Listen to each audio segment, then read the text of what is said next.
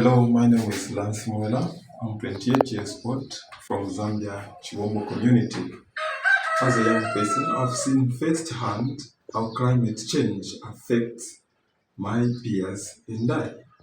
We are vulnerable to the impacts of climate change from, from increased disease transmission to decreased access to education and economic opportunities. The degradation of the Lukanga wetlands caused by human activities and climate change have exacerbated our vulnerability. Growing up near the Lukanga wetlands in Zambia, I've been witnessing the devastating impacts of climate change on our ecosystem. Rising temperatures, changing rainfall patterns, increased flooding have threatened the livelihoods of Lukanga swamp communities who depend on the wetlands for fishing, farming, and other natural resources.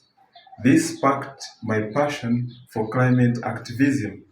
I realized that climate change isn't just an environmental issue, but also a social justice issue that affects most vulnerable members of our society. The Foundation for Development of Children is an organization that aims to empower young people to take action on climate change. We believe that children and youths have the power to shape the sustainable future. Our project, our project provides training, mentorship, and resources to support young people, young climate leaders in developing and implementing climate action plans that prioritize the conservation of the Lukanga wetlands. This project matters to me because I've seen firsthand the impact of climate change on our community's livelihoods and the ecosystem of the Lukanga wetlands. As young people, we are not just victims of climate change, but we are also key stakeholders in finding solutions. By empowering us to take action, we are not only addressing the climate crisis, but also promoting the intergenerational justice and equity. To me, climate justice means recognizing the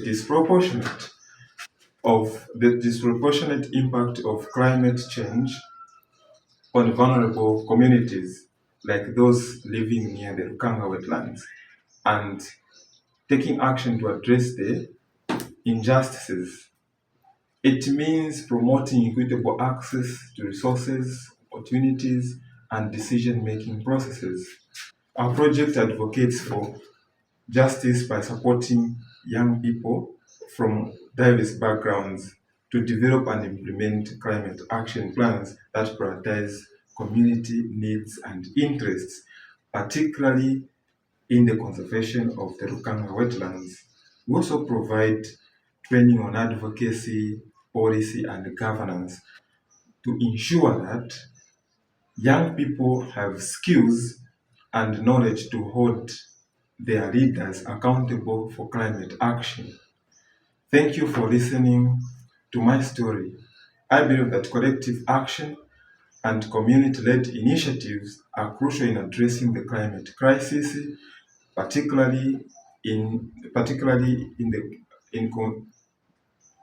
conservation of critical ecosystems like the Lukanga wetlands.